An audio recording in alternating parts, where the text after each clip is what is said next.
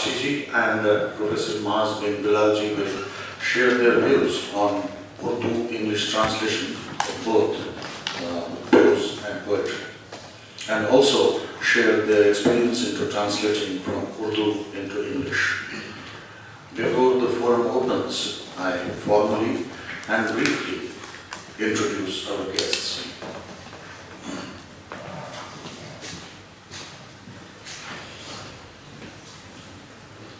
Professor Anisur Rahman, the chair of the forum, is a literary critic, translator and bilingual poet writing in English and Urdu. His recent publications, Hazaron Khwahishein Aisi, The Wonderful World of Urdu Ghazals, and Hazar Rang Shairi, The Wonderful World of Urdu Nazm, offer two huge windows to Urdu poetry from the beginnings to now. Professor Amitabh Bakshi is the author of 4 novels, including How the Night is Gone, which won the BSc Prize of South Asian Literature in 2019.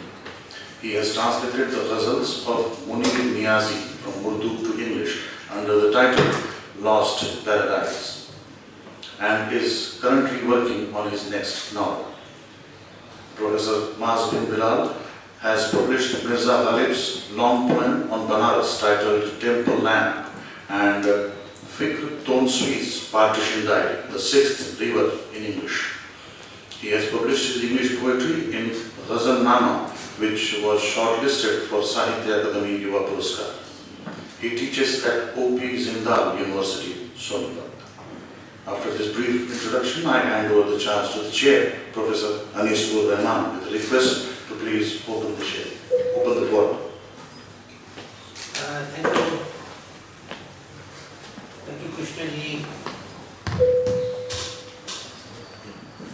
Thank you, Varma Sahab, and our dear friend Professor Shilal, who is the chair of the English Language Advisory Board.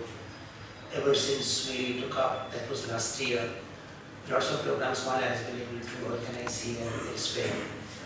In a literary forum that we are sitting here today, we are going to talk about something that we have often been talking at Sahitya Akademi, that is translation. Is there a better place than Sahitya Akademi to talk about this and various aspects related to translation and literary interaction and linguistic interaction that we can do here? It probably doesn't happen anywhere else. So there's quite a wonderful way of interacting linguistically, culturally, as well as in terms of the text to text, how they develop a dialogue and how new say readers come across and how the literary culture which comes through translation is finally cultivated. Friends, I have a take on translation, and that is which I would like to share here as well. That when you translate, you also learn your own language apart from the language, which is your own mother tongue. So, apart from very many other things that happens in the process of translation, it's also a way of learning a language, your own mother tongue, because once a linguist said that it's not that if you are born in a particular language, you know the language, you have to learn the language afresh. This is far more true in the case of a translation, because you have to negotiate with language essentially. The register changes, and with that, there are lots of switching over and switching off and switching on that takes place. I need not go into those details, but talking of Urdu English translation dialogues that we are going to talk about today, and we have two very good speakers who have worked in this area and who have developed their craft so very well over the years, I would say over a decade and more. So this is the right kind of a panel which can talk about this today. As far as the linguistic interaction and translational engagement is concerned, Sahitya Akademi has done lots of it. If you look at the library and if you look at the catalogs, you will get to know what's happening here. But that apart, lots of literary texts have been translated from Urdu to English and English to Urdu. Some time back I was doing a research project, and I compiled, it was very interesting to note, I compiled and tried to develop a bibliography of how many poets and how many poems and how many books of poetry have been translated into English from Urdu language. And I could develop that bibliography, and there are more than 250, which is quite interesting, quite big number, 250. good, bad, indifferent translations, all kinds of translations, because it's very difficult to make any judgments about translations. I, as a translator, personally feel that after a point of time you are unhappy with your own work because you think probably this sentence or that phrase or this comma and that full stop could have been better. So without taking much time and with a very brief kind of introduction to what we are going to do about the linguistic interaction in the translation scenario right now, with respect to Urdu and English, I would like to start this conversation first with Amitabh Gapchi. He has already been introduced to you. So may I ask you, Amitabh, to first begin with your own observations about the translation scenario and the linguistic interaction that we were talking about earlier. And then after you, I'll ask you, Dr. Bilal, Masbilal, to do that. Then in the second round, you talk about your own work so that we can relate better. And then at the end, we will have time for questions and answers. When do we finish? What time do we have? An hour, a little more. So we'll go accordingly. So 10 minutes, 10 minutes, again 10 minutes, 10 minutes, then our interactions and a little bit that I will speak at the end, and that's how it is. Thank you, Professor Rahman. Firstly, I have to say that I've been writing for say 20 odd years now, and it's the first time I stepped into one of the homes of Indian literature, Sahitya Academi. So I'm quite happy to be here. Literature is such a diaphanous thing that to see an actual building dedicated to it makes you wonder what goes on in here. Thank you, Professor Rahman, for having me here. When it comes to Urdu to English translation, I see it as part of a continuum of a complicated kind of relationship. Especially when I'm talking about it very specifically in the context of the kind of milieu that I come from. I grew up kind of not far from here. I used to walk by this building often in this part of Delhi with the English education. My mother tongue nominally you could say is Bangla, but my parents didn't grow up in the Bengali speaking part of the world, and I certainly do. I didn't have what one might call a mother tongue as such. I spoke Bangla at home, Hindi in school, and English in class and in my head. That's where I was coming from. And at some point, as a child, I was greatly affected by Gulzar serial on the life of Ghalib. And I realized later that there was a coming together of some of the great talents of that time. I mean, if you have Rasiruddin Shah, Neena Gupta, Jagjit Singh and Chitra Singh in the same TV show with Gulzar behind them and the shadowy figure of Ghalib tying it all together, to my mind that is one of the highest cultural expressions that North India could provide in the 1980s. And it affected me deeply, and so in my early 20s I came to Urdu thanks to some Pakistani friends that I met in the US where I was studying at the time. And I realized that like walking to the bookstores in Delhi and so on, you would see these books of translation, Urdu to English translation, and you open them and realize that the language in them, although Professor Rahman said that we should not judge Urdu translation, but I am sorry to say I judged them. The language is pretty bad. And I was wondering, what are these books doing here? I mean, why are people buying them? And as I went deeper into Urdu, I realized the reason was this, or my hypothesis was this, that the people who were reading these books of translation were actually partly conversant with Urdu.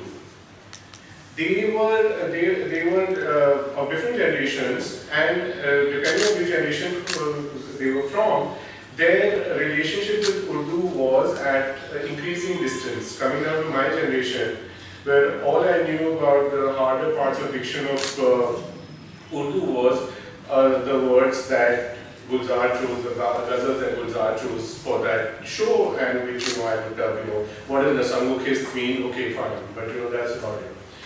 So what I realized was that these people would open these books they would, this is my thought experiment, they would take the meanings of the difficult words, then they would go back into the Urdu, whose grammar was the same grammar as the Hindi that they understood. Then they would plug it in and they would take the affective content of the particular shade, of the nazm or whatever, in the source language. So here the target language was, which is English, was just basically a kind of structured dictionary for them. That's all. That's really all it was. Because no one could, for a lot of those things, I mean there are of course honorable exceptions, but for a lot of those things you could simply not read them as poetry in English. That was not, I mean, fine, Shahitya Akademi did something and all that, but those were, you know, serious poets in the same 90s or 2000s weren't actually doing this kind of work, with few exceptions. And I had the same experience in my early forays into reading Urdu seriously. So when I was in my 20s, you know, like even today, young men in their 20s love their Johnny Leah. So I loved my Johnny Leah. And he says that इन किताबों ने बड़ा जुल्म किया है मुझ पर, इनमें एक रम्ज़ है जिस रम्ज़ का मारा हुआ ज़हन मुश्ता इश्क़ जाम नहीं पा सकता, ज़िंदगी में कभी आराम नहीं पा सकता. Wow. Now the thing was that drums, I looked up drums, innuendo, secret, Sufi angle, got it. I was cool with drums. Mushta ishq pe anjam nahi pa sakta. That was kind. Especially since late 90s, so basically I heard this online. I was like, how do I even start? And even my Pakistani friends weren't really sure what to do with it. Eventually I did get the idea. Like basically, you know, can't be happy, good news means nothing to me, whatever you want to say. And that was good enough. Right? And fine, like it would be 15-20 years later, you know, ishrat ek qatra hai darya mein, fana ho jana. So then, you know, okay, now this ishrat and that ishrat start linking up, but now it's been 15-20 years. I spent more time in Urdu. The diction means something to me, but the English speaker who can take the word and run back is a very different kind of audience for this translation. So we are not in that lucky position where it's like, okay, you know what, I'm going to translate Tamil poetry and sell it in North India. Right? Because everyone was Tamil. So, you know, whatever you read, that's what they have. Right? So, this was the scenario that I saw back then, and eventually I sort of escaped that scenario by learning my way a little bit into Urdu. And then after that I was out of the whole English thing. I don't care about the English thing, I'm in Urdu and I'm going to stay there. Except that then, for whatever reason, I came to translating Munir Niazi. And you know, Munir Niazi is like, he's a god figure in Pakistan. And I was very much into it, I translated it, and I was really feeling it, and I wanted nothing more than to have this book published in Pakistan. I was like, Munir Sahab ka Pakistan mein logon ko padhna chahiye. So that lady, the publisher, she told me quite point blank, she said, your translations are pretty good. No one in Pakistan is going to read Munir Niazi in English. I mean, come on.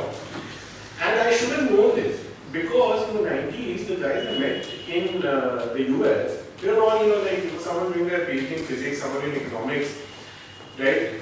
They had all gone through a school education where they, you know, like whatever, Soda, Dal, Atish, Galib, you know, everything. They had a classical education in Urdu poetry, although they spoke English all the time. So definitely no one in Pakistan wants to read Munir Niazi in English. Why would they? Right? And honestly, I couldn't ask them if they could read him in Urdu. I would tell them to do that, much as I love my translations. So, you know, I don't mean to ramble. The point a short point I'm trying to make here is this, that the question of audience is actually an interesting question. When in the subcontinent, in North India specifically, we come to translate. Between the 90s and today, there's been a revolution in terms of how Urdu is received, and I think you can summarize that revolution in one word, that word being Rekta. Today, Urdu poetry is being consumed in quantities. Hindi has also come in as a bridge language for those people who don't have that kind of facility with Urdu. So, where does Urdu English translation lie? Or, that's a question which maybe I'll come back to next time around. And, I think that's okay. Very interesting observations, I must say, and we'll come back to some of the points that we have raised later. So before we do that, let's invite Dr. Rabindra to make his observations, first general observations, and then we'll come to your work later. Thank you, Professor Bhavan and Sahitya Academi for having me here. This, I must admit, is my second time here as a speaker. I've been here as an English language poet before, and I'll reflect on that maybe in the second round of article speeches here. I will not be commenting, and thanks to Professor Bhakti for giving such a nice qualitative approach to his perception of leadership for Urdu English translations. I'm going to follow a different approach. I am going to try to give sort of a long durée history of Urdu English together, and I'm going to follow a bit of a montage type approach. So I want to begin with the origin of quote-unquote Urdu itself. I think since its beginning, to assert, Urdu has been a language that has been rich in translation, diglossia and bilingualism. Amir Khusro in the 13th, 14th century, often taken to be one of the progenitors of Hindi, Refka, Hindi, Urdu. His writings, Ehali Miskin, Asim Pagaful, Durai, Naima, Batai, Banai, Bakiya, Kitabi Hijra, Nadara, Mejan, Nalehu Kahe, Gadai, Chakiya. So you see Persian here, you see dialect here. And this bilingualism is not exactly diglossia, because it's not like this one language is necessarily taking precedence over the other. It's a mix, and that's the macronic space that Urdu arose from. My next point of landing is many centuries ahead, the main one, but let me say a little more about sort of an interval in between. Even the first of Urdu poetry comes from Dakhil, and there's Wali that name comes to Delhi in Urdu poetry in the Ghazal form. The form itself is coming from Persia, but from Arabic originally. And he's brought his Dakhini flavor to it. But before Wali, there is also the Golconda poet as well. But the next major point in terms of translation specifically, and this is in Urdu, Hindi, where they properly get formalized as two languages, is of course Fort William College in the year 1800, which is established by the British to teach British officers Indian languages. And here again, translation takes on a big role. Mir Amman and this translates Amir Khusro's Qissa Chahar Darwesh from Persian into what he calls then Urdu as Baqo Bahar. And it's become one of the most canonical texts of Urdu. And there's also Inshallah Khan Insha, who is famous as an Urdu poet at that time. And he writes in Persian the first grammar of Urdu. So the grammar is of Urdu, but it's been written in Persian. It's called Darya Latafat. And then he also takes it upon himself to write what is often recognized the first prose work in Hindi. This is called Rani Ketki Ki Kahani, in which he claimed, although he couldn't achieve it of course fully, that there was no Persian or Arabic in this Hindi Rani Ketki Ki Kahani that he created. So this was Fort William College, where the British have sponsored the first formation of Urdu and Hindi in a way, and their and translation is big. But so far it's not quite translation to do with English as a language. But my next landing point is in Delhi, much closer to us, which is Delhi College. Delhi College is established in 1696 as Madrasa Qaziuddin by a general of Aurangzeb, and the generals later, later his sons formed the Ashajahi dynasty in Hyderabad, of course. This, but by 1828, comes to be called Anglo-Arabic College. a person called Charles Trevelyan here who is overseeing this, and he emphasizes the teaching of English language and literature. And this Charles Trevelyan is the brother of T.B. Macaulay, the man who initiated English language learning in India. But what happens at this Anglo-Arabic college is most interesting. Something called the Vernacular Translation Society of India is established here. I mean, I don't think of India is in the title, but Vernacular Translation Society is established here. And this gives rise to what C.F. Andrews, later the teacher at St. Stephen's College, close associate of Gandhi, who in a way was also responsible for bringing Gandhi from South Africa to India. He called this period the Delhi Renaissance. And we have a bunch of important people here at this time, scholars, who translate from English to Urdu. So far, this is still pre-1857, the British in North India, in Delhi, in Awadh and the United Provinces, they are more Urdufied rather than making Indians British, although Macaulay's minute has come about, but still they are the ones who would be called Nawabs. They follow Urdu Nawabi culture and so on. So they're still happy with having European science, philosophy, history through this vernacular society, vernacular translation society, being translated into Urdu for local consumption. And some of the most important scholars here are Master Ramchand, who is a polymath, Dr. Chamanlal, and Munshi Zakaullah.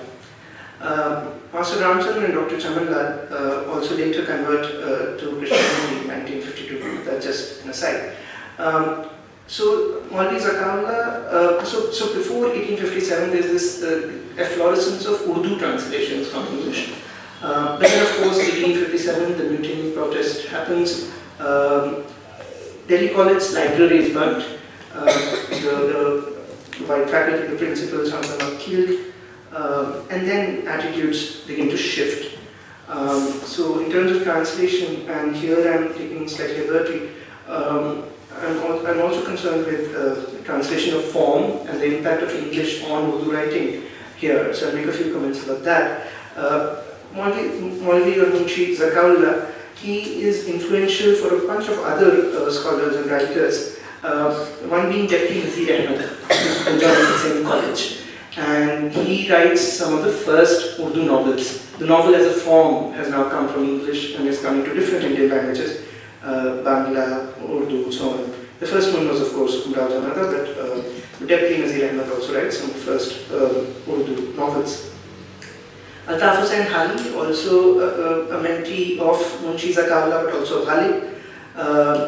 He brings forward the idea that Urdu should move away from the ghazal as a form and there's been too much of love and so on. But much of this is under duress, of course, so having been in a way reconquered by the British in Delhi. So he says we should be writing nature-y shairi, nature poetry, like the British do, the British Romantics did.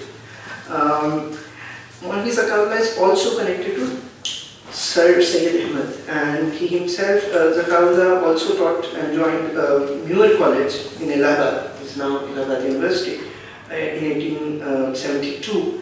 But he also mentored Sir Syed Ahmed and is kind of involved with the foundation of Aligarh Muslim University, and now anglicized learning comes to these people as well, and again now there's a shift towards English translation itself. Of course, beginning from here on, there emerge Western Orientalists who are now translating from Urdu to English. Much of this, there's of course some, so far earlier there have been the Orientalists, such as William Jones and others even earlier, they have been focusing on the classics, Sanskrit, Persian, Arabic. But now increasingly, and more so the 20th century, the attention shifts to modern languages as well. And then in the UK, particularly at places like SOAS, you have Ralph Russell working with Ghalib, V.G. Karnan, the Marxist historian, he translates Iqbal and Faiz, which are remarkable works. And then in our own time, of course, in the UK, we have people like Javed Majid and others who are working very rigorously on Urdu texts, and I think Iqbal in Majid's case, and others. I would then like to shift focus again further west to American academia. And there a whole stream of Urdu to English translation has taken place. Fairly rigorous and of commendable quality, I think, as Obiji can enhance, by people, by great involvement of people from South Asia as well. So M.U. Memon, who sadly no more, C.M. Naeem, Muzaffar Alam, whose work is slightly more historical, Geeta Patel, Miraji, a younger American colleague, Sean Pugh, who's translated N. Rashid, and of course people such as Francis Pritchett, whose work on Khalid and also Mead is commendable, and the websites from Colombia there. And in a way, this is also attaining its fruition in a larger South Asian translation sense in the Murti Classical Library, the series being published by Harvard University Press under the mentorship of different editors for each language, and the great Indian scholar who later recently and writer from Urdu recently left us during COVID, Shamsulman Farooqi Sahab. His translations of Mir are part of this Murti Classical Library. Amir Mufti is another scholar, I think I feel I must name, based in California, whose work on Manto and Fairs is remarkable. Not exactly translation, but they translate as part of their academic work as well. Coming to South Asia and India particularly, again, as Professor Bhakti referred, there has been a transformation since the 90s particularly, till when I would say perhaps translation was more of a mixed quality, although of course there was Quratul and Heather and Khushwant Singh earlier as well, who produced, Quratul and Heather produced remarkable translations of her own work, Aagta Darya and others, and Khushwant Singh translated Shikwa, for example, Iqbal's Shikwa and Jawab Shikwa. But now there's much greater efflorescence since the late 90s, early 2000s, and we have a whole bunch of commendable translators among us, some sitting here, and I could name a few who are very prolific, more focusing on fiction, such as Chanda Jalil, Professor Sukrita Paul Kumar, who's translated a lot of work of her father as well, Rabindra Paul Kumar and others. Athar Farooqi and Rana Safri, these are names who are translating more historical work, and others as well. Jeff Mahmood's book on the Delhi poets received a lot of praise and commendation. So some of this work is by academics or para-academics, I would say, but a lot of it is in the popular domain. It is finding a wide readership. I see Professor Farooqi is here now, and Dr. Farooqi. And so there's a lot of there is literary nuance now, but the works are also popular. I do think, I would like to believe there is, yes, there is the bilingual readership here, but also a slightly wider readership for the south of the Deccan and internationally. So this work is being taught in South Asia programs in America and in Indian literature courses here as well. I would like to now jump aside a little and comment a little bit about the work coming out of Pakistan. Musharraf Ali Farooqi is a wonderful translator who's translated the voluminous Tilism Oshuba besides other work. I'm reading a commendable translation by the expatriate Pakistani Naima Rashid of the contemporary author Ali Akbar Natiq. And this is just a handful of people I'm reading. Bilal Tanveer has translated Ibn Safi, as did Professor Naeem, of course, who's now come out with a book on crime fiction in English as well. But there is, I think, more work coming out of India actually in this rather than Pakistan. It is strange in some way, but I suppose they have a smaller market, and as Professor Bhakti said, perhaps within Pakistan there is not such a strong demand for English translations of Urdu, which is probably the reason that our multilingual nation, that is India of course, has the market for these English translations, which is much bigger. I will now shift back to India, and I want to speak a little about English to Urdu translation in our own time. There's a whole bunch of Urdu scholars who are undertaking this, and I'm not perhaps familiar with all of their work. I refer to a couple, perhaps. Arjun Dara received last year or the year before that the Sahitya Akademi Award for a translation into Urdu of Arundhati Roy's second novel, The Mystery of a Ghost's Happiness, and she's also translated in a nicely cyclical kind of manner the biography of Ralph Russell, the original translator of Ghalib into English. Yaqub Yavar is someone I met in Banaras who taught at a college there and is now retired. He's translated about something like 28 novels from English to Urdu and has translated some 13 to 14 non-fiction works into Urdu, including the work of Sigmund Freud, among others. I think right now the state of translations in India is healthy and growing. There's a general fluorescence since Gitanji Shree's award, the Nobel Prize for, the award as translated was given to Daisy Rockwell, shared of Gitanji Shree, for Tomb of Sand. Daisy Rockwell herself translates from Urdu as well, not just Hindi. And through all of this work, I feel many Urdu writers have become canonized in Indian literature. Writers such as Mandu, Choktai, Ghalib, Ind, Faiz, and they're being taught in South Asian courses in the West and in Indian literature courses in India, such as at many of our universities and on other courses as well, especially partition and so on. So this is just a small survey I thought I would provide about the long during of translation. Thank you. Thank you, Dr. Maz. We had a short view and a long view, both we had. Dr. Bakshi was talking about, most importantly, popular reception and how he comes to translate, especially when he refer to Gulzar, whether you like it or not, within quotes. And also to Johnny, that is again a question that has to be answered, time will answer with that. Dr. Baz gave you a longer view in the sense that he started from Kosovo and came down to our times, both India and Pakistan. This opens the floor for lots of discussion, for lots of sharing of our views, but that comes later.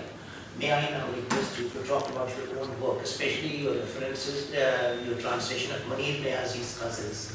How you came to Munir Niazi and how did you engage with this kind of a poet, who is essentially a poet of the very fine, sensitive moments, if I could precisely put that.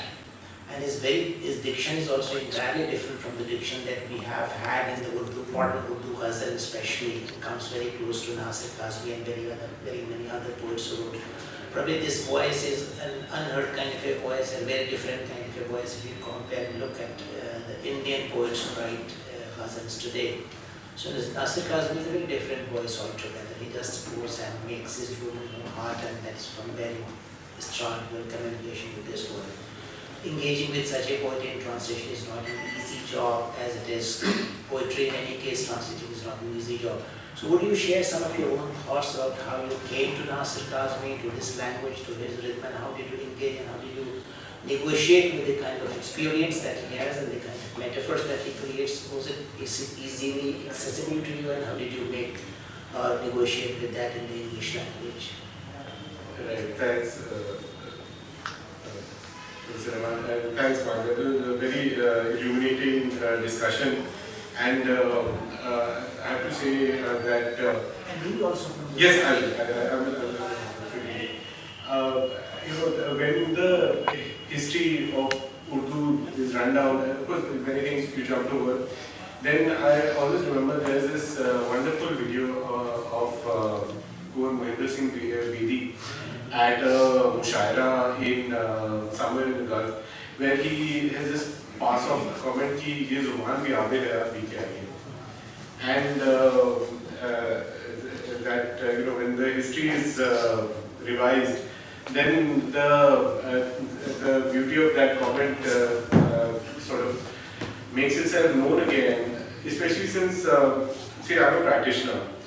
So what attracts me to Urdu is the fact that it's a language that has been basically used by a lot of people, and everyone has tried to put their own stuff into it. So it was never my intention when I started writing seriously 20 something years ago. And at the same time I was reading a lot of poetry. And the first point of interaction was the realization of consonances. And I was named one other person that I have suspicion that Professor Bhavan is going to be like, no, why did you name that person? And, or maybe not, I don't know. Let's see how it works out. Okay, so I was writing this novel, my first novel, was set in the middle class world of people who went to school and strove to make better life for themselves. And there were these small government houses and hard-stapled lives and so on. And somehow the person who seemed to be just down the road in the same colony was Bashir Bhavan. Not literally, although I did meet him once in his house. And it was not a middle class colony, but it doesn't matter. And after I wrote this entire novel, which was about these kids who went to IIT and tried to make a life for themselves, his शेर मुझे मालूम है उसका ठिकाना फिर कहाँ होगा परिंदा आसमान छूने में जो नाकाम हो जाए, which is actually less known शेर from his famous ghazal उजाले में साथ उजाले अपनी यादों के हमारे साथ हैं. And there was this moment of recognition, and where it suddenly it made sense to me that if I had to, in English, if I had to answer Raja Rao's question, right? Raja Rao in his foreword to Kantapura, he was like, how do we write in a language which is not our own, about an experience which is our own. Then of course in the very next line he goes on to say, no, but English is an Indian language and all that. But English is an Indian language means what? It will be if we make it. And the question is, how will we make it? Right now there is no general answer to that question. But because I was writing and reading this stuff at the same time, some consonances appeared. The next book that I wrote was a tribute of sorts to Sheila Cho. And it was about his government servant, he's corrupt, he gets busted, he gets suspended. And afterwards, so I wrote it to the point where he got suspended, and then suddenly, as I was trying to plan, okay, where does the story go next? Suddenly I remembered that Bashir Bhavan had said, let me see if I wrote it down here. बेवक्त अगर जाऊंगा सब चौक पड़ेंगे एक उम्र हुई दिन में कभी घर नहीं देखा. And just these two lines, the man from that office going man from that middle class family, right, he's suspended, he's at home on a Monday, what is he going to do? He doesn't recognize this place on Monday after 9:30. And that was, I would say, that was my first attempt at translation, where I tried to translate, let me use this term, Philip Rudkin used it to talk about what Kathavachaks present when they talk about the Ramcharitmanas. He said, how that means. What is how? How means what? How doesn't mean an explanation or an exegesis. It's just a thought which is sparked by reading some poetry. And the bhav that came to me after reading this was, okay, what is the man who goes to office, who go on a Monday morning after 9:30 in his own house, he's completely out of place. That scene that I wrote was my first attempt at translation. And Professor Rahman is thinking that how is he going to get to Nyazi from here? It's not a long video actually. Although it took me 10 years to make it. The idea was quite simple, that at first after I wrote this book, and this idea that that there can be, that Urdu has the affective content, the feeling, the bhav that I want to achieve, but I have to achieve it in English because I'm an English writer, because I cannot write in any other language. So that means there must be a translation at the basic level. a translation is like a movement. How do you move a particular set of, let's say, anubhutis across into the form of the novel, in prose, English? I mean, can it be done? Well, it was not clear whether it could be done or couldn't be done, but it was pretty clear that I had to try to do it. So when I wrote a book called Half the Night Is Gone, the last one that I published, by that time I was very much on this idea that poetry generates prose, poetry can generate language, that it has this sort of volcanic power. You just have to put your finger in it and it will come out. And I was particularly thinking, I had this one character in mind, and I was particularly thinking, and I had Sheila Chukla in mind. I did all this work and had a long engagement with that. And there is a shape of this guy. He was actually Mizaiya Shayad, Dilawar Figar. He loved Ghalib. And he said about Ghalib that हो चुका है वो उस मंजिल तफक्कुर पर जहाँ दिमाग भी दिल की तरह धड़कता है. And this kind of immediately went and lined up with something my first editor had once said to me. He said that, you know, to be a good writer, you have to be a good person. This is a great statement because it's completely falsifiable. You can bring out a million examples. And that's the beauty about writing fiction, right? You don't have to be right. You don't have to be right. I remember one time I actually met Bashir Bhatt. And of course he spoke 90% of the time. But I managed to get in a word here and there. I said something and he said, "No, aapne achhi baat kahi." And I immediately realized he was not agreeing with me. He was just saying कि आपकी बात अच्छी है, ठीक है, वो गलत बात है. So between पहुंच चुका है वो उस मंजिले तफक्कुर पर जहाँ दिमाग की दिल की तरफ धड़कता है. एंड सिर्फ हंगामा खड़ा करना मेरा मकसद नहीं है, मेरी कोशिश है कि सूरत बदलनी चाहिए. Right? Between the two limits of this, right? The question was that how can writing be, what comes in between these? I never liked. I mean, I don't know if I'm allowed to say that. Like, I never cared much for fairs. And from this sentence, next sentence goes to Munir Niazi, because Munir Niazi didn't care for fairs either. Right? I mean, he liked fairs as a person. I mean, what option did he have? I mean, but Munir Niazi himself, he didn't. I mean, I think if he lived today, he would be called neurodivergent. He was a nutcase. He once jumped off a ship. Silent. He was so. The point was that the poetry of politics, the poetry that's the vehicle of politics, was not Munir Niazi's business. And as a working writer, while I of course truly appreciate all those people who are committed and who have a message to give, but as a working novelist, the reason Munir Niazi deeply attracted me was because he works at the level of language. He works at the level of language and he creates a world with language. That is his work. Right? That in the foreword to this book, I written something like that. There is no point of view in Munir Niazi. There is just a point from which the world is viewed in all its shifting, changing colors. Why did it appear like that? Why did he write what he wrote? Parveen Shakir asked him this. You can watch the video on YouTube. He's like, I don't know.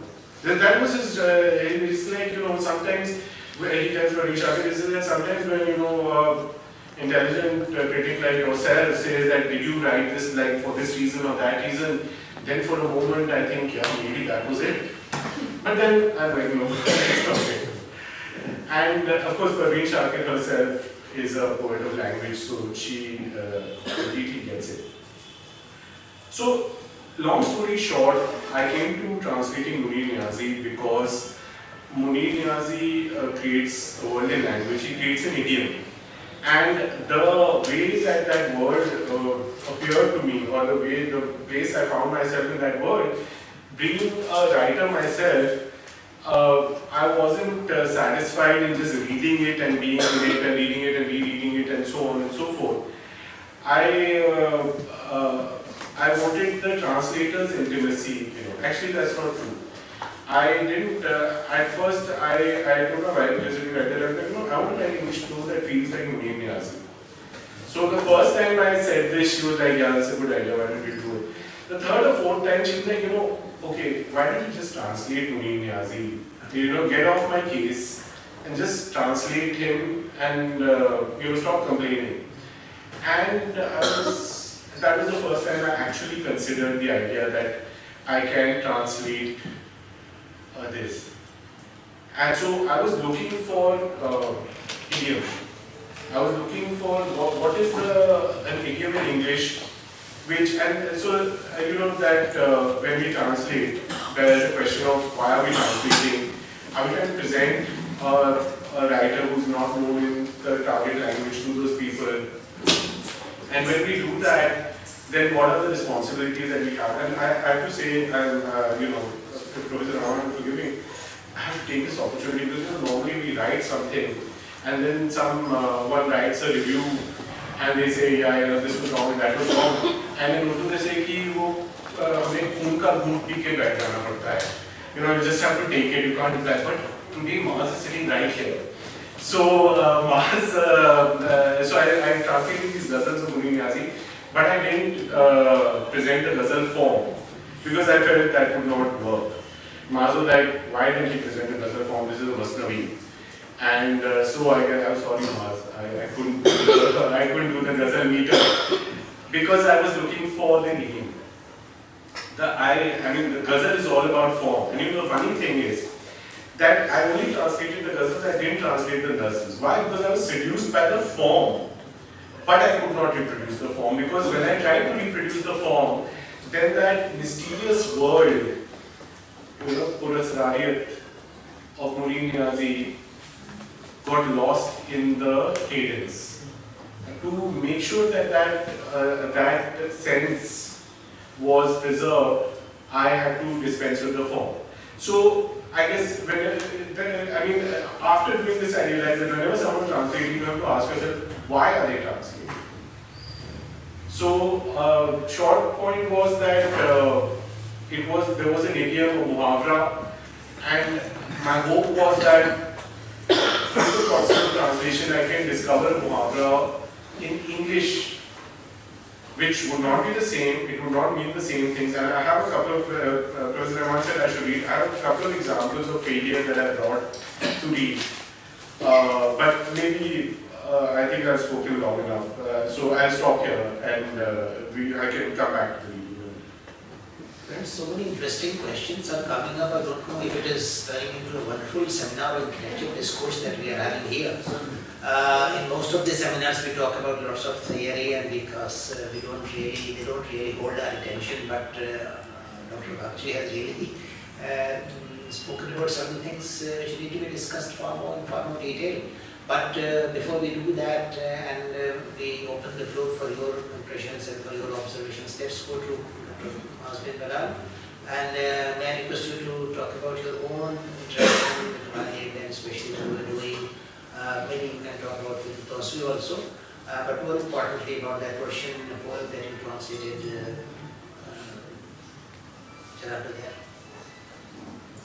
Thank you. Thank you, Professor Rahman. I think I'll begin with where Professor Bakshi ended, referencing my critique for his translation. So I came to translation as a young person in my early 20s, actually, writing, when I was writing poetry in English. And I'm educated and English educated. I've had little, close to no formal education in Urdu, which was my mother tongue. So as a poet, so there were two reasons to come to translating Urdu poetry. To begin with, and Ghalib was the first Urdu poet I began translating. I translated his ghazals as well, because again, his ghazals were the ones that were really attractive to me. And of course, Ghalib has not written three was nazms, as you know, then the other poetry also is written in form, masnavis or qasidas and so on. So I came to it as a poet who wanted to extend his poetic practice. A lot of poets do this, that to just continue practice writing verse. Sometimes you're short for ideas. You pick up translation poets you like, and you try to translate that. So your poetry writing practice continues. The other reason to translate for me was that, like I said, I have no formal training in Urdu. Apart from translation, there are fewer engagements, I think, that are more closely attached to or pay closer attention to a language. I mean, to be able to translate, first and foremost, you have to be a great reader, and you have to immerse yourself in the writer's work and the writing. So that's how I came to Ghalib and his Urdu ghazals first. I had read one or two translations of Ghalib's ghazals that I did not like. And again, because it's dependent on the kind of reader you are, as Professor Bhavan said, that affects the way you're going to translate as well. So what is it that is more important to you as a reader in a ghazal? I think for me, what was more important, and again you referred to the Ghalib TV show directed by Gulzar earlier. I was quite young, I was a child in the early 90s when I came up. It really influenced me, and those ghazals sung by Jagjeet Singh really influenced me. And it was the sound, it was the repetition, it was the refrain, it was the rhyme, it was the lilt, it was the cadence that was kind of infused in my head. So more than even the idiom, the attempt to translate for me when I was translating the ghazal was to translate the sonic quality. It is the sound of the ghazal. The idea, in fact, becomes secondary for me to an extent. Of course, I mean, I don't relegate it. I don't think I move away from it completely ever. I take slight liberties here and there. But it is the sonics of the ghazal that I wanted to translate. So for me, at that time, translating and like I said, my early translation practice was associated with my poetic practice. So although Professor Rahman has really referred to the Persian Masnavi that I translated and the Urdu diary that I've translated, the Persian Masnavi of Ghalib and the Urdu diary of the poet Fikr Taunsi, who later became a satirist, that I've translated. I would perhaps like to refer to the ghazals that I've translated here, and maybe like you will read from that and then later, not right away, but what I'm trying to say is that I have here translated in couplets, I've translated either with at least rhyme or with refrain or with both, and I've tried to even keep a meter and so on. Although over time then with age, I have to an extent move around to your kind of view as well, and in an issue of Indian literature, Sahitya Akademi journal, I had published three translations of newer translations of three ghazals of Ghalib. Again, and those do not follow this. So there I have I'm trying to I'm somewhere in the middle, because it's not always possible to translate in meter. It's just not possible. At least I find it not always possible. I won't say it's impossible, because I've done it elsewhere. In the early 8 translations, I think I have a Ghalib here, all are in form. But not always, and those will also, in some ways, there's something about the meaning, about the tonality, about the content of it that I tried to carry across, and that was found acceptable by the journal here, and was also appreciated by certain readers. Perhaps I'll jump to then my approach to Ghalib in his Persian work. I think so. This was more part of my creative practice and so on. But this was also trying to. I am like Professor Bhakti, who's a scientist. I also teach literature. So my scholarly practice is also more closely aligned with my creative practice. So when after this kind of early translation work, which was selected poetry of different poets and some prose translated and then untranslated short stories on Mango, for example, and some others. When I moved to longer works of translation, I was trying to select either authors or works that have not been translated before. And I felt that they were also needed for in our time. So far the works I've translated are historical, but I thought they spoke to me, they spoke to our present moment well. So Fikri Tosfi was somebody I came across, and this text, in the original Chhata Darya, is his partition diary. He was a poet from a Hindu background. His given name was Ramdas Bhatia, but he did not. He didn't quite believe in legal life, and then he was a member of the Communist Party in India. Later, also for a few years, once he came, he left the party and became critical of communism as well, and wrote a daily column for over 2 decades for the Daily Milab called Pyaz Ke Chilke, that I am now working on and also translating. This diary, Chhata Darya, is the sixth river of fire in a sense, and I've translated as the sixth river, fire and blood, he says in a preface, that flowed through the Punjab during the time of partition. And he didn't want to leave Lahore, and he stayed on almost 3 months even after partition.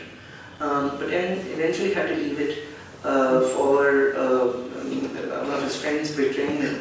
And he came to Amritsar, and the book ends when he's reached Amritsar.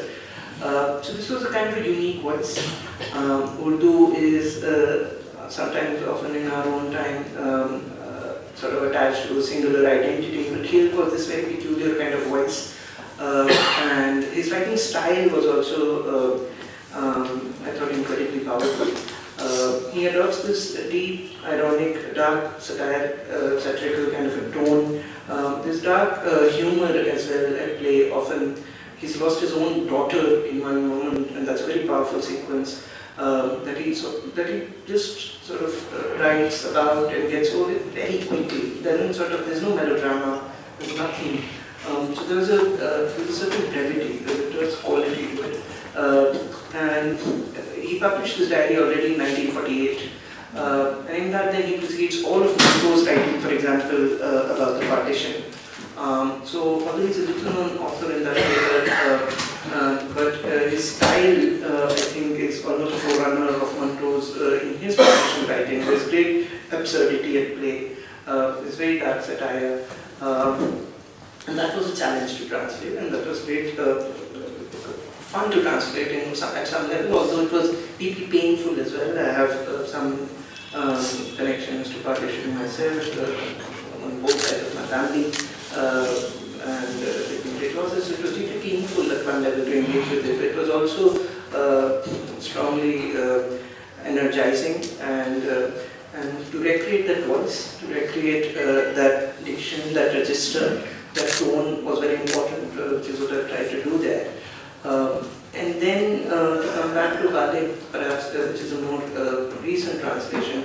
Again, Ghalib's Urdu writing is more familiar to everyone in the subcontinent and globally.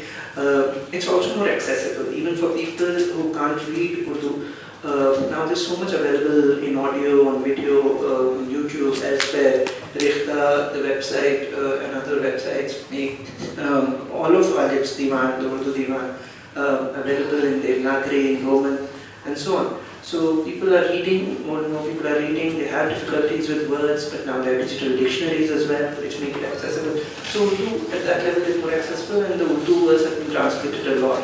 But what many people somehow don't even seem to know is that Ghalib actually wrote much more in Persian, more than double of what he wrote in Urdu. And very little of that has been translated. Another Masnavi was translated by the great Shamsur Rahman Faruqi, of course. Another Masnavi has been translated fully from the original Persian. My Persian is not great, but I approached him through the Urdu. I've taken some lessons from the Iran Culture House, but I worked on this translation, looking at other Urdu translations of the Persian Masnavi as well, and closely parsing the original Persian. And here, there's a long poem, a Masnavi is a long poem with couplets, internally rhyming couplets. So each couplet can have its own internal rhyme. Ghalib also kept refrains, which not all poets do in each couplet, so and it was metrical. Here, because I'm not a native speaker of Persian, so the sound for me in this case wasn't as important as what the poem was saying. The poem is also about Banaras. So while the poet is very well known, he's very well known as an Urdu poet, as a Muslim writer of Turco-Indic origin, this poem on Banaras praises the holy city greatly, and was interesting to me as well, for it spoke to the Banaras of our own times in interesting ways. So I translated the verses as while maintaining the integrity of each bait, what we call shade in Urdu, bait in Persian, as maintaining that balance, where the first line, the first poetic line is an exposition or a question, and the second resolves it in interesting ways. So I maintained that two-part structure of each verse, but I had to translate the very heavily compounded Persian language with its various izafat, which is like Sandhi in Hindi or Sanskrit.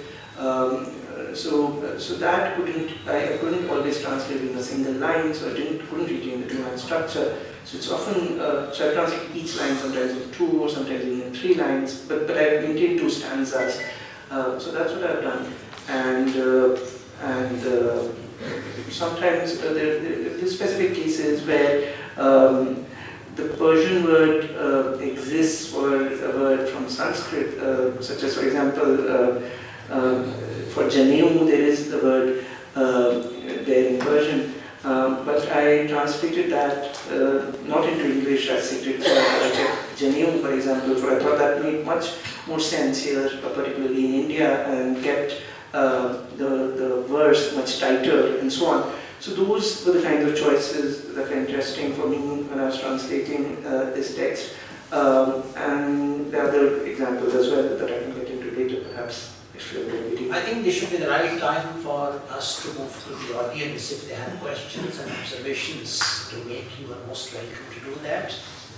And towards the end, maybe we can have some observations that I'd like to make and interact with my 2 speakers also. So please come ahead if you have any questions, observations to make. Feel free to do that. Yes, Nasib sir. Nasib.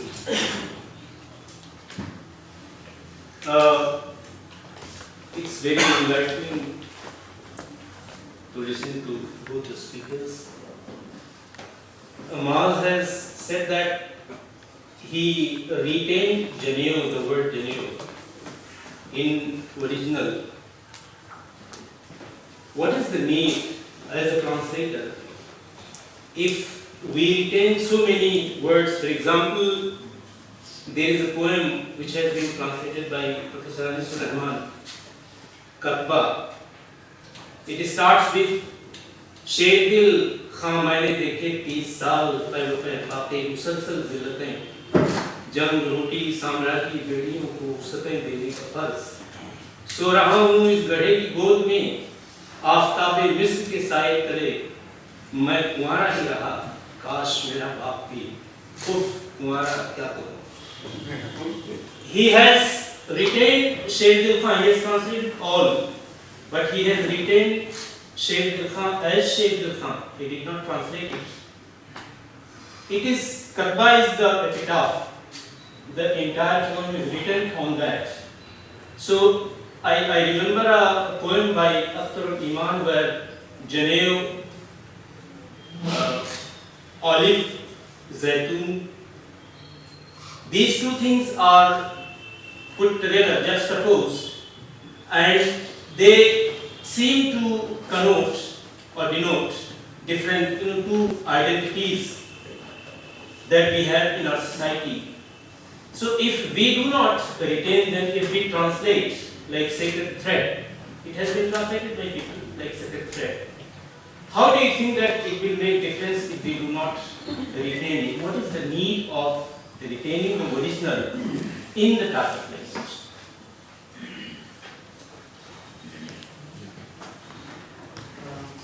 Thank you for that interesting observation. So in this case, actually, the original Farsi has runnar, So it does not even have the name, it is Zunnar in the original, that's what I was trying to say. So I have in fact translated, but I have translated to the Indic Sanskrit word, from Sanskrit into, which exists in Urdu, Hindi, Janeau, other languages too, I suppose. I think the need for me to keep it that way rather than sacred thread was, again, although like I said, I have not retained the exact sonics, the exact meter of the Persian into English, but there is a kind of internal rhythm also to, at least I like to think back to my English translation. So one of the reasons was sonic, sacred thread is too many syllables, sacred thread. Janeau sort of flows easier on the tongue. So one was sonic. But the other larger connotation was that sacred thread can mean anything. Sacred thread can mean a thread here. No, but that has been, what I mean to say is that it has been translated, as you said that originally it is Zunnar. Yes. So like if you translated it Janeau, it means you have translated it. Because you did not retain the original word. This is what I mean. Original word is Yagyopavit. For Janeau. Janeau, yes. For Janeau, exact Sanskrit जहाँ से ये आया है, that is यज्ञोपवीत. Right. और जनेऊ जो है वो उसका बोलचाल का शब्द जी. तो मैंने वो बोलचाल का लफ्ज़ इस्तेमाल किया क्योंकि This Janeau has been used in Urdu also. तो sorry अब मैं भूल गया हूँ exact Like we say for example there is a couplet by Iqbal, Zunnar Posh.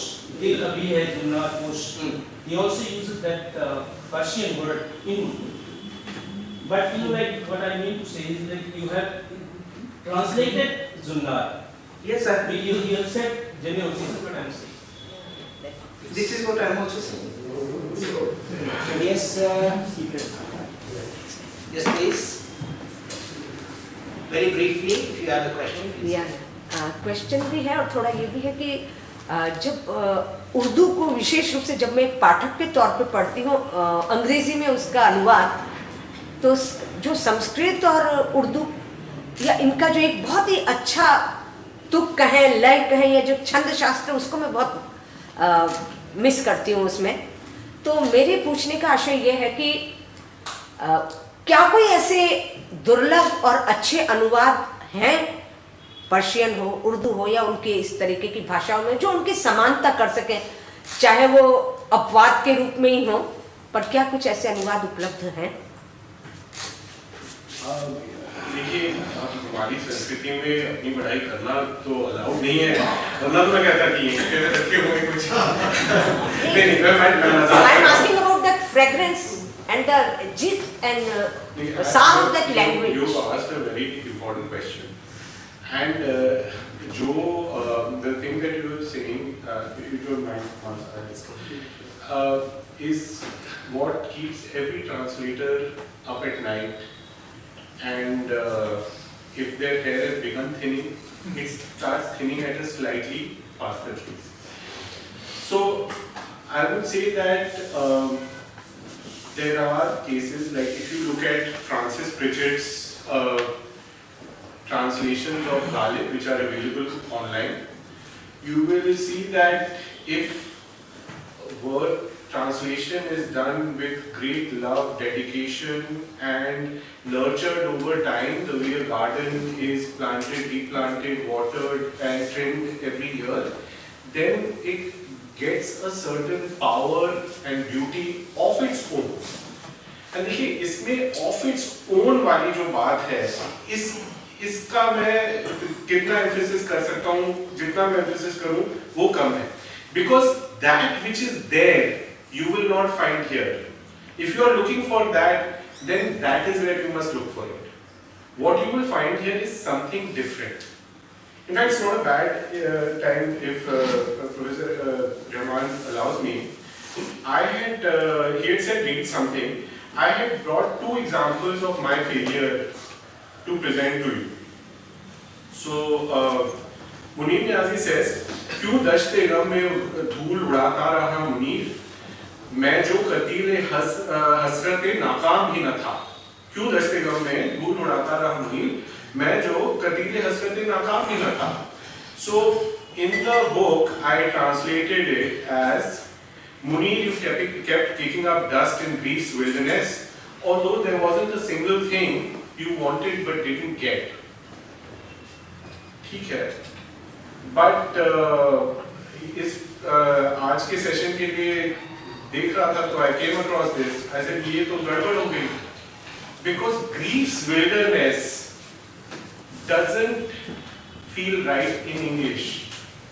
I could easily have said, Munir, you kept kicking up dust in the wilderness of grief, although there wasn't a single thing you wanted but didn't achieve. I could have, I didn't, because you have. The point is that when I bring from there into here, I have to extend the idiom of this language. If I extend it too much, it will rupture. उसका भी एक example मैं लाया हूँ आपके लिए. So, Munir Niazi said, कुछ वक्त चाहते थे कि सोचे तेरे लिए, तूने वो वक्त हमको ज़माने नहीं दिया. अब पहली बार तो मैंने इसे मिसट्रांसलेट कर दिया पूरी तरह से. I will like he's addressing someone कि एक ज़माने तक आप तुमने वक्त नहीं दिया, मैं तुम्हारे बारे में सोचना चाहता था. फिर एक दोस्त को दिखाया, उन्होंने कहा कि आप क्या कर रहे हो, तो गलत है.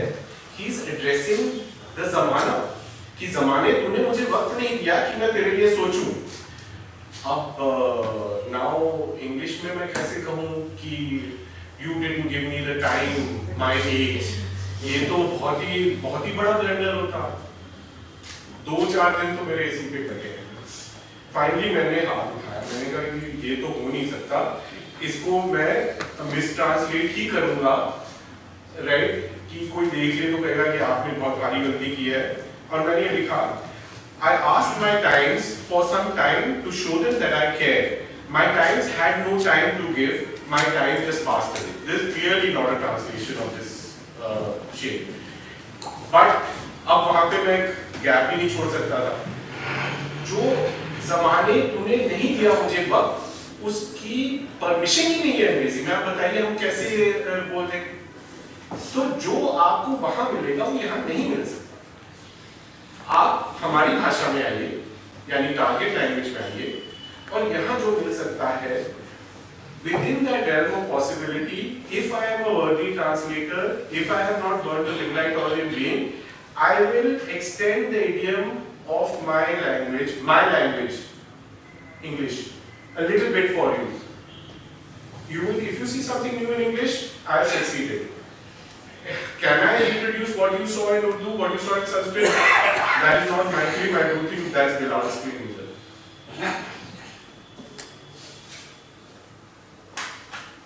Yes, please.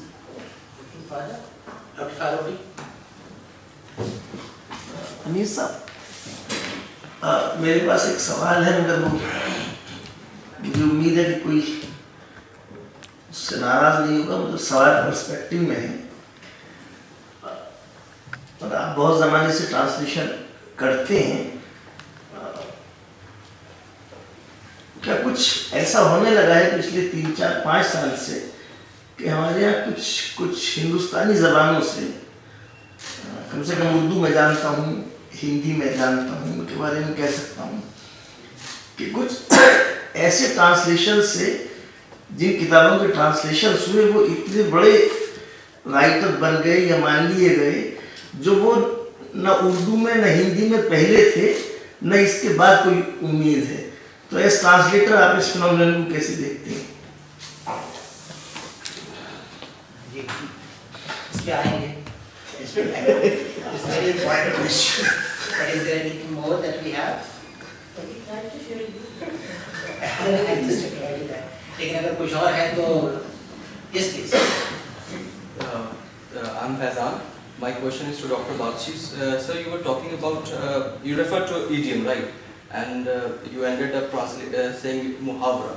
But the way in which you are using this word in a very nuanced way, it's not being captured by muhavra, what you say. So how would you translate idiom in a very nuanced way? The way you are using in terms of Munir Niazi.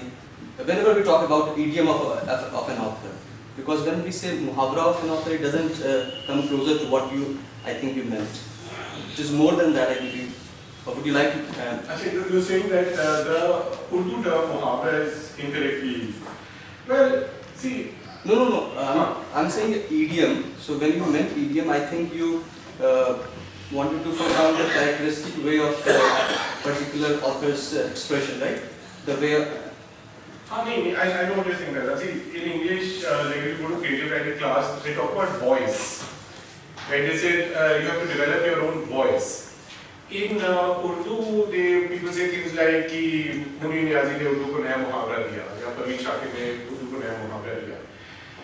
They don't exactly mean voice. What they mean is that they extended the idiom in a particular way. So idiom, if you take idiom to be, all the possible things that one can say in a language and be understood, and not just be understood, but that let's say certain things like in Urdu, for example, is very important, not just to be understood, but to generate a sense of pleasure in the listener by saying, so the idiom extends to that. So, yeah, you might be right that maybe idiom is not the term I'm using, but voice is not the term I was using either. I think I use the term, I want to extend the idiom of the target language.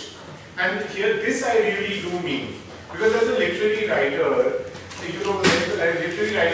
our job is essentially whatever the way language has been used, you have to present slightly new or very new ways of using it in ways that the audience accepts. And once it has been presented to them, they are like, of course, why hasn't anyone said this before? Right? That's what the literary writers are supposed to do, right? I mean, at least that's what we're supposed to do. I don't know if we're all doing it or all the time. So that is a process of extending an idiom. In fact, if I'm not mistaken, that's how languages develop their idioms, right? And Urdu, more than anything else, right, has this organic relationship between the famous shades of a poet. Vashipar told me this. He said that, मैंने गालिब और मीर के सारे जो मशहूर शेर हैं मैंने उनकी स्टडी की और मैंने ये देखा कि उन सब में जो जुबान है वो एक्सेसिबल है, हिंदू सब तरह से एक्सेसिबल है. तो मैंने सोचा कि मुझे लोगों की जुबान में शायरी करनी चाहिए और बस देखिए मैं कितना फेमस हो गया. और what was I going to say? सही बात है, आप फेमस हो गए. But you have a point that the idiom, as is in my book, there's a continuum from the book down into popular language, and if you're really successful, it will percolate far. If you're not successful, it will percolate a little bit. For most of us, it will just stay in the book. Did I answer your question? That's not like coach ke batao. Thank you. Would you like to say anything now? Friends, I understand there are no questions now. Okay? So, first come to Faruqi Saab's का जो सवाल है उस पे. एक लोग classroom में हम लोग एक बात करते हैं हमेशा कि लैंग्वेज ऑफ पावर. तो ये पूरा किस्सा लैंग्वेज ऑफ पावर का है. अब अगर आप किसी ऐसी ज़बान से तर्जुमा करें जो बहुत कम पढ़ी जाती है या बहुत छोटे से हल्के खत्ते में उसको बोला जाता है या उसमें लिखा जाता है, या फोक लिटरेचर को ले लीजिए, लेकिन उसको इंग्लिश में, फ्रेंच में, जर्मन में किसने ट्रांसलेट कर दिया और अच्छे ट्रांसलेटर ने और अच्छे प्रेस से वो छप गया, तो वो उसकी वक़्त बढ़ जाती है उस टेक्स्ट के मुताबिक जो ओरिजिनली लिखा गया था, या तो वो फोक लिटरेचर होगा या रिटन लैंग्वेज कोई लिटरेचर होगा. तो लैंग्वेज ऑफ पावर की पॉलिटिक्स अपनी जगह पे है सरना. उससे हम subscribe to that whether we like or not, whether we go with that language in day-to-day speech or we don't. But the language of power has established itself and it has to be there, because why is it after all that most of us do translate? Because वो तो हमारे colonial past है. So most of us we translate into English because that is the language we have inherited. And it is one of the Indian languages. Sahitya Akademi award भी देती है उस language को, हमारी language एक है. So in the language of power, when you translate, you read to a greater audience. So there is the politics of translation as well as politics of marketing, as well as the politics of the literary text reaching out to another audience. So it's a very complicated question, and that is why there is a need to develop this kind of a language. Dr. Bakshi was referring to Raja Rao's preface to Kantapura. That's a wonderful short piece to also talk about translation, because he develops an idiom. You are talking about idiom. He is trying to develop an Indian language flavor with a certain kind of an idiom that he was trying to write in that preface. And the language that he evolved and the diction that he evolved for writing his Kantapura or Serpent or whatever he wrote later. Friends, I must say that this has been a wonderful session. This is my own impression. It's a wonderful session. Lots of issues that really come up that we often come across when we engage with translation issues and seminars over 2 days or 3 days of deliberations that we have. Interesting questions in the sense that Professor Bhavchi spoke about the popular reception of literature and how through, say, a drama or through a film, like for example, Ghalib, you come to Ghalib. Even though that film has so many howlers, an actor of such great reputation speaks Urdu entirely wrongly called Nasiruddin Shah. So, and the person who makes this film, I am not sure how much of the pulse he can have of his hands, his fingers can touch the pulse of Ghalib, because Ghalib is a different kind of one, makes a different kind of a demand as far as the language is concerned, treatment of the shade is concerned. So this popular taste has played a role in the case, whatever be the situation, howsoever purist you might be or classicist you might be, but the popular taste and the popular culture played its role, because literature after all is now today, we are talking about popular culture today, in the classrooms also we talk about popular literature like an hour ago we were talking about what is being taught today and what was taught in our time, so there's a lot of shift in that part. So we are talking about the old canon and the new canon. In translation is an important point of discussion. What is the old canon of translation and what is the new canon of translation? We were talking of ghazals, for example. So if you talk of the ghazal, the canon of the ghazal, A.K. Ramanujam at one place while talking about translation, he says you don't only translate a particular literary text, you also translate the form. So when you translate the form, how do you do that? For example, a ghazal has 2 lines and it's very measured in terms of bahar. And when you write it, when you type it on your computer and you take a print out, then you will see that the lines are not same. What is wrong? So what do? You justify, just to deceive your reader. You want to deceive your reader, you want to tell him, but that is a trick. That is not to be done. What is to be done? What is my way of doing it is that I try to see what is the prominent voice that comes out of a particular misra or a line, and how that particular voice or that particular line in a ghazal, in one misra of a ghazal, can help me evolve my own line. And if I have been able to evolve my own line in the English language, then what I do personally is that I count the syllables first and the beat. So if you count the beats, if you count the syllables, and if you measure it like as you measure with a measuring inch and then you put it like that. So you have that measuring inch in your mind, and then when you decide on your line. So now that line has to be done again. While discussing this with Frances Cricket once, she said that आपने जो किया हमने गालिब के last में जो word आप लाते हैं रदीफ के तौर पे, I don't remember what was that. Wait or wait. So wait or wait is not that Ghalib was doing initially, not at all. He never meant that wait or wait. But I, for my English audience, thought that probably this will work better, because that was in a position to take the whole idea and the whole that was the pulse of the shade. So I got the pulse of the shade. Interesting questions have really come up, starting from Khusro. Mas was talking of Emir Khusro, and we went to Wali, and then Wali comes with his ghazal to Delhi and shows it to Saadullah Gulshan and says कि साहब देखिए ये ghazal मैंने लिखी है क्या हो सकती है? Because that was the time when Persian language was writing. And then he was astounded, this is also the language in which ghazal can be written. And now this is the ghazal that you translate today. वरीद में शेर को सुनकर हुए हैं मस्त अहले दिल, असर है शेर में तेरे शराबे पुर्तगाली का. So this is the kind of a language that Wali can write. इश्क बेहतर इश्कबाजी का क्या मिट्टी का क्या मजासी का. This is Wali, and this is 17th century, and this is the language of this day. Now you were talking of language, you were talking of idiom. I call it diction. And my teacher taught me that you have to learn to distinguish between language and diction, because diction is different from language. So idiom, diction, rhythm, rhyme, measurement, line length. Now you're talking of the translation of a poem that is a nazm and the translation of a ghazal. Now translating a ghazal is an entirely different kind of exercise than translating. While you can do nazm, you may not probably do all the time. You cannot succeed all the time in doing a ghazal, because ghazal makes very severe demands. And you once talked about, you just referred to that you were up in the night This happens with many of us.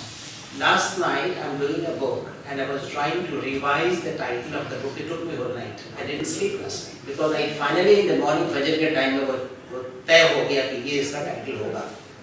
So a short title, but it took me whole night almost to rethink about the title. So translation is a very, very prolonged exercise, and finally it is an abundant exercise. This far and no further. You cannot improve any further, therefore you stop.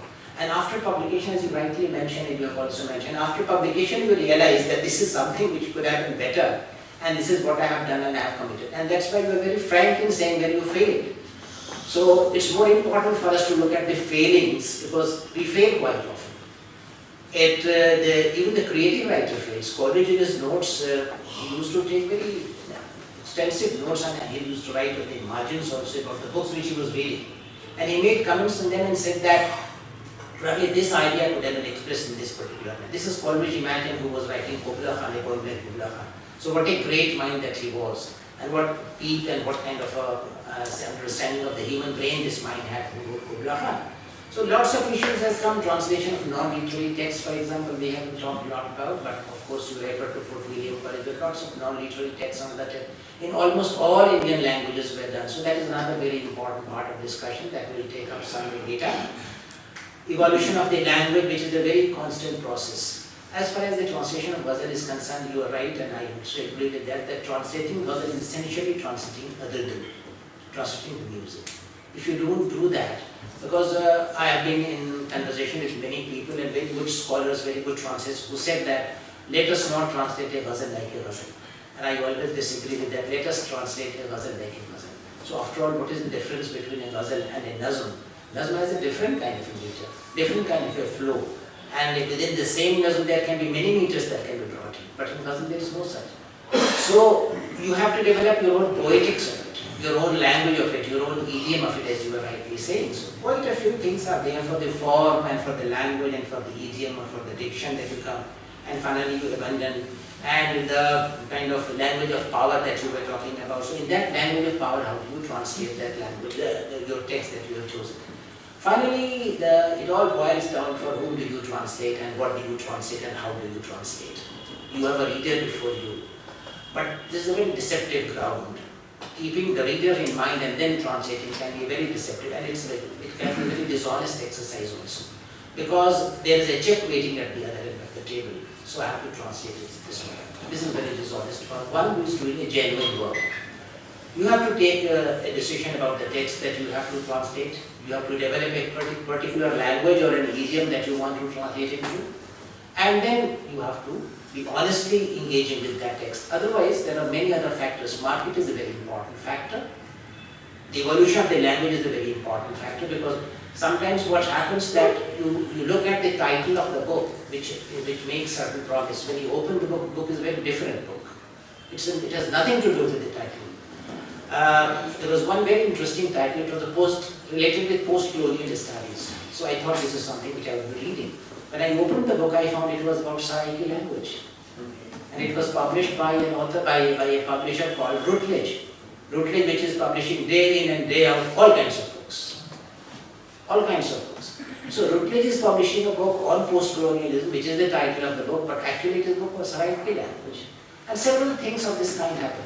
So translation also demands for honesty. You have to be honest with yourself first, and then you will be. Friends, translation and talking about translation is an endless exercise. You cannot ever. I have taken some notes wherever I go. I take my notes for my own consumption. So I'm taking some of them with me here today, and keeping the time constraint in mind, I will not be engaging with many of the issues that I thought I will be talking about, but that's probably not the time for us to do today. And thanks Sahitya Akademi, thank you both my friends who have been wonderful all the time that we meet here. Thanks my very dear friend, my old friend Mr. Mala Shulila, who has been all the time thinking about how English Advisory Board would work and how we'd come together and bring up new programs for our new audiences and reach out to new audiences in India, different places in India. So great evening. Frankly speaking, I was not expecting this kind of an audience. But it's wonderful to see you all. The hall is full, the chairs are full. And I don't know if it is the magic of Urdu which has brought you here, or the magic of translation which have brought you here. But whatever be the magic we are here around, let's celebrate coming together, let's celebrate translation. Wonderful, thank you Krishna ji, thank you Varma ji and everyone here at Sahitya Academy. Great being here. Thanks a lot.